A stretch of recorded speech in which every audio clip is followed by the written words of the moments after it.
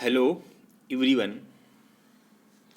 इससे पहले वाले वीडियो में हमने kinetic molecular theory of gases के बारे में स्टडी की थी। आज की इस वीडियो में हम गैसों के काइनेटिक मॉलिक्यूलर थ्योरी की जो समीकरण है, इक्वेशन है, उसके डेरिवेशन के बारे में स्टडी करेंगे। माना कि एक L सेंटीमीटर लंबाई का क्यूबिकल बॉक्स है, घनाकार पात्र है। इस घनाकार पात्र में गैस के n मॉलिक्यूल्स भरे हुए हैं, स्मॉल n है, n अणु भरे हुए हैं और प्रत्येक अणु का द्रव्यमान है वो स्मॉल m है। ध्यान दीजिए आप, n क्या है? Total number of gases molecule filled in this cubical box, और m क्या है? Mass of the each gases molecule. Okay, अब मानते हैं कि इस घनाकार पात्र में जो गैस भरी हुई है, उस गैस का वर्ग माध्य मूल वेग, रूट मीन स्क्वायर वेलोसिटी है, वो स्मॉल c है। गैसों के जो अणु होते हैं वो तीन प्रकार के वेग रखते हैं। पहला वेग है वर्ग माध्य मूल वेग, दूसरा है औसत वेग और तीसरा है प्रायिकता वेग। इन तीनों वेगों के बारे में विस्तार से हम आगे की वीडियोज में चर्चा करेंगे। ओके, वर्तमान में हम केवल वर्ग माध्य मूल वेग को कंसीडर करते हैं। आप देखिए यहाँ पे इस क्यूबिकल बॉक्स में हम किसी एक मॉलिक्यूल, इस मॉलिक्यूल के ऊपर हम चर्चा करते हैं। हमने केवल स्टडी के लिए एक मॉलिक्यूल चूज किया है, एक ही अणु का चयन किया है। अब ध्यान दीजिए यहाँ पे, ये मॉलिक्यूल एक्स एक्सिस में, वाई एक्सिस में और जेड एक्सिस में मूवमेंट करने के लिए, तो ये एक्स एक्सिस है, ये वाई एक्सिस है और ये जेड एक्सिस है। ये मॉलिक्यूल एक्स, वाई और जेड तीनों एक्सिस में मूवमेंट करने के लिए फ्री है। इस मॉलिक्यूल के एक्स, वाई और जेड में जो वेग हैं, उनके कंपोनेंट्स को हम क्रम से u, v और w द्वारा रिप्रेजेंट कर रहे हैं। u क्या शो कर रहा है?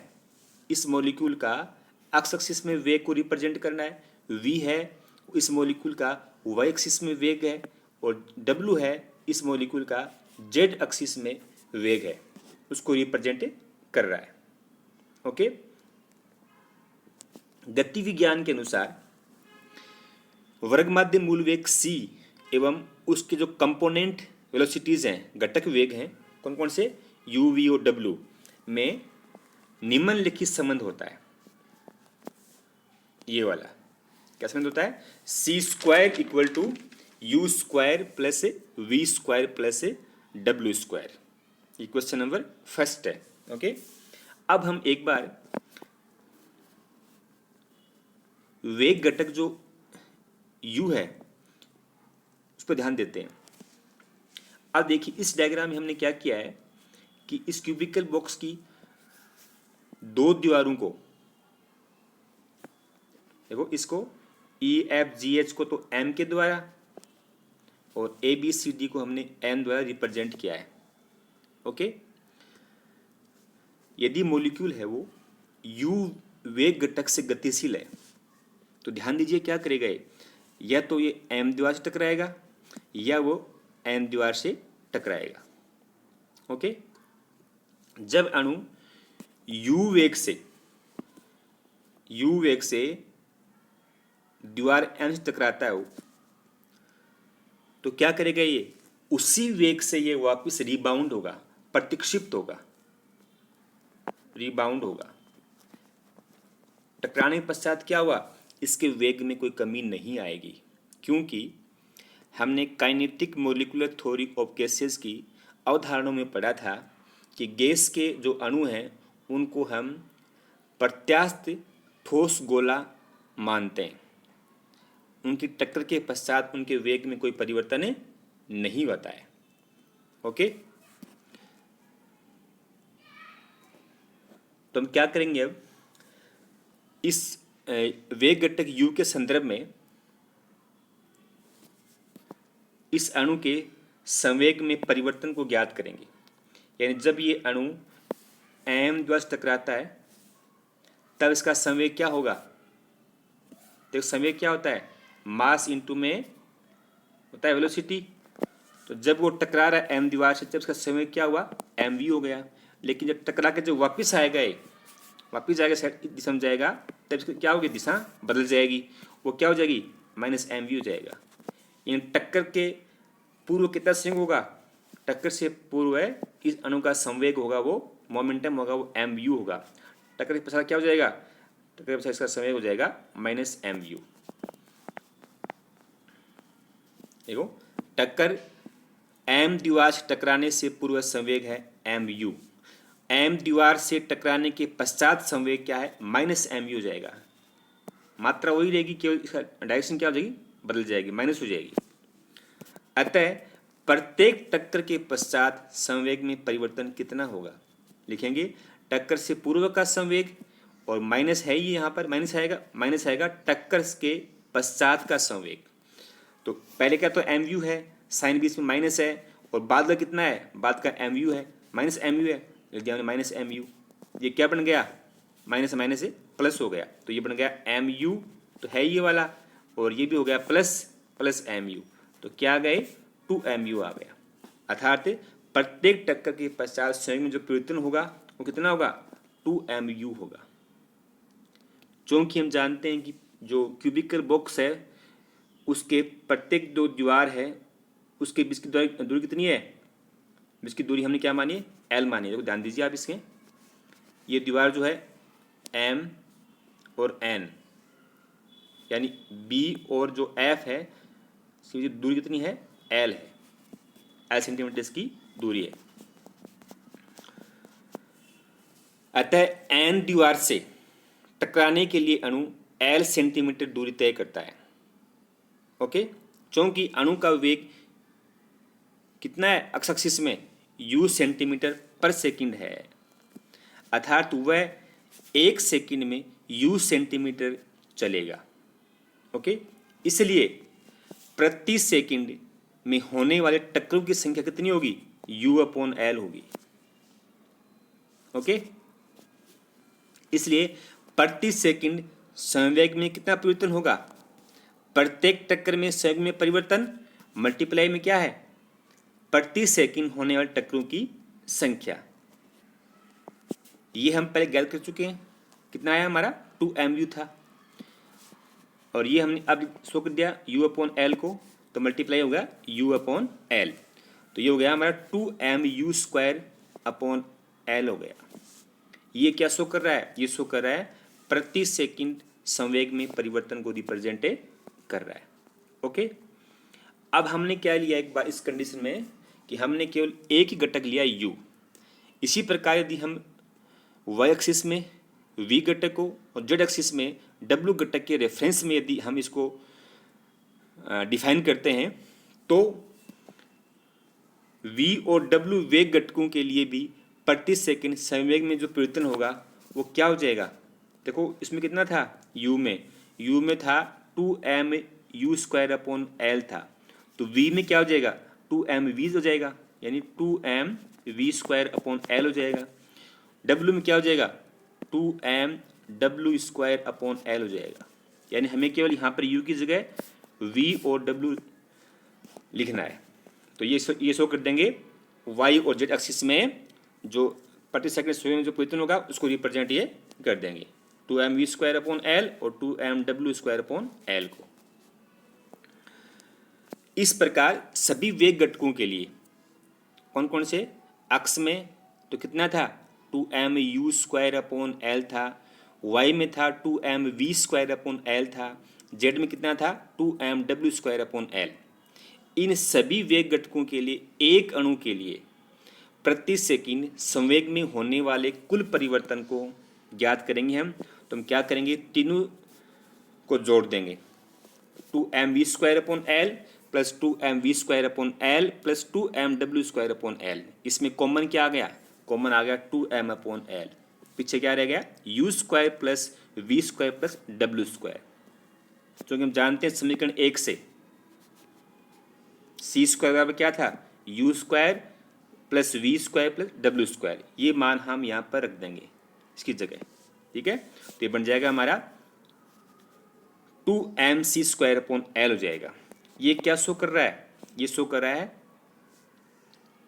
सभी वेग घटकों के संदर्भ में एक अणु के लिए प्रति सेकंड संवेग में होने वाले कुल परिवर्तन को रिप्रेजेंट कर रहा है। ये 2mc²L एक अणु के लिए शो कर रहा है। कितने अणु माने शुरू में हमने n अणु माने। हमने क्या माना है कि गैस के जो अणु हैं वो कितने हैं? स्मॉल n है। इसलिए हम क्या करेंगे, n अणु के लिए प्रति सेकंड संवेग में कुल परिवर्तन कितना हो जाएगा? 2mnc², यानी ये हमारा था ना 2mc²L, इसको हम n से मल्टीप्लाई कर देंगे तो ये आ जाएगा n अणु के लिए प्रति सेकंड संवेग में होने वाले कुल परिवर्तन को ये रिप्रेजेंट कर देगा 2mnc²L। ओके, अब हम इसके ऊपर न्यूटन के गति का जो नियम अप्लाई करेंगे। न्यूटन के गति के द्वितीय नियम के अनुसार, द्वितीय नियम क्या था कि संवेग में जो परिवर्तन की दर है, वो दर मतलब वेग है ना, वो आरोपित बल इम्पोज्ड फोर्स के बराबर होती है। अर्थात आरोपित बल इम्पोज्ड या इम्प्रेस्ड फोर्स से इक्वल टू है संवेग में परिवर्तन की दर। ये न्यूटन के गति का दूसरा नियम है। हम काइनेटिक थ्योरी के जो थी अवधारणाएं, उन अवधारणाओं में पढ़ चुके हैं। शायद लास्ट अवधारणा थी उसकी कि हम गैस के मॉलिक्यूल्स के ऊपर क्लासिकल मैकेनिक्स यानी गति के नियमों को अप्लाई करेंगे। तो हम यहाँ पर न्यूटन गति के नियम को अप्लाई कर रहे हैं। तो क्या बन गए?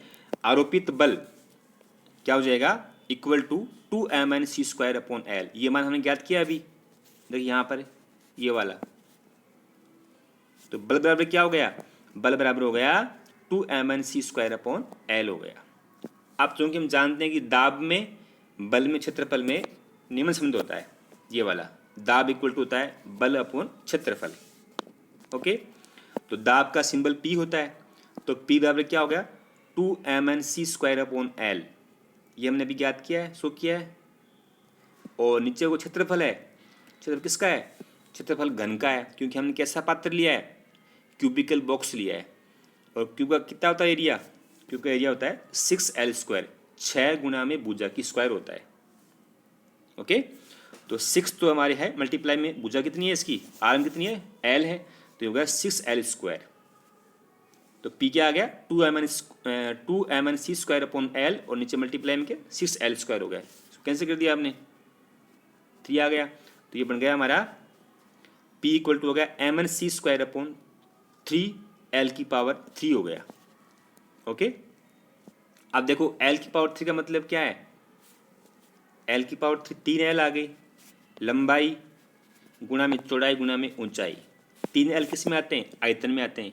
आयतन मतलब V हो गया, यानी L³ को हम V द्वारा रिप्रेजेंट कर सकते हैं। तो ये बन गई समीकरण हमारी P इक्वल टू mnc²/3V हो जाएगा। या इस V को आप इधर से इधर ले आओ आप इस साइड में, तो बन जाएगा PV इक्वल टू 1/3 mnc²। ये क्वेश्चन नंबर सेकेंड आ गई। और ये इक्वेशन ही क्या है? काइनेटिक मोलिकुलर थ्योरी की इक्वेशन है। PV equal to 1/3 mnc²।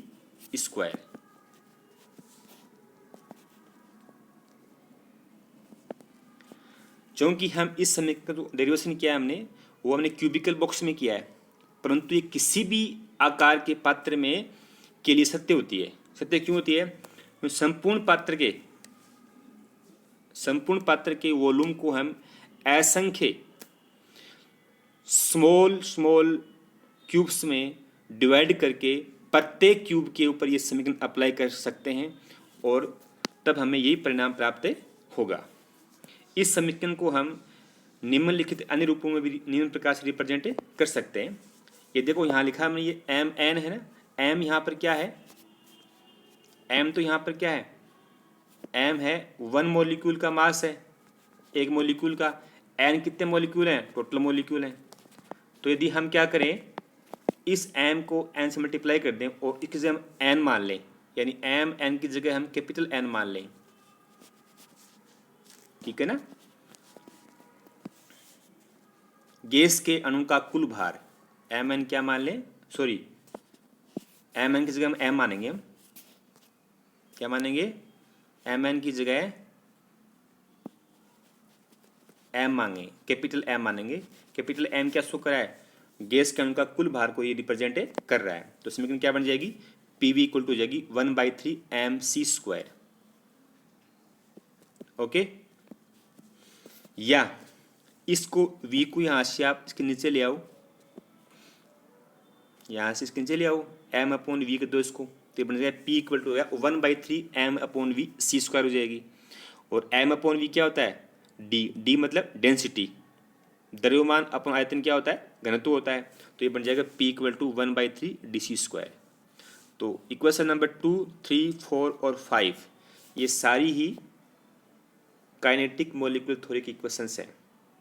Okay, इस प्रकार से हमने आज काइनेटिक मॉलिक्यूलर थ्योरी की इक्वेशन का डेरिवेशन किया है।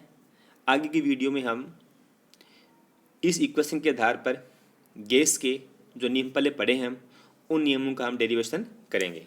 Thank you.